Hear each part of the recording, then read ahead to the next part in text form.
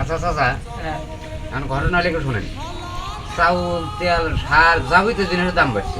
হ্যাঁ দাম বাড়ে নাই? বাচ্চা হ্যাঁ, হ্যাঁ তাহলে মনে করেন যে সিমেন্ট কন খোয়া কন যত বাল ছাল আছে সবটার দাম বাড়ছে। হ্যাঁ তাহলে বাল কাটা বেলেটের দাম বাড়লে না, কারণটা কি?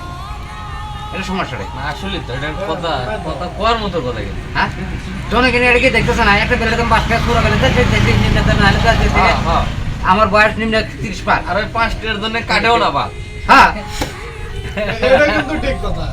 2 টাকা যদি বেড়ে গেলি তাহলে 2 টাকা 60 যদি টাকা বেড়ে গেলি তাহলে কিন্তু বাল কেটে আরাম হলে বারবার মারি জনগণ ভালো বলে নাকি? হ্যাঁ, হাসিচ্ছেন না চাচা, হাসিচ্ছেন।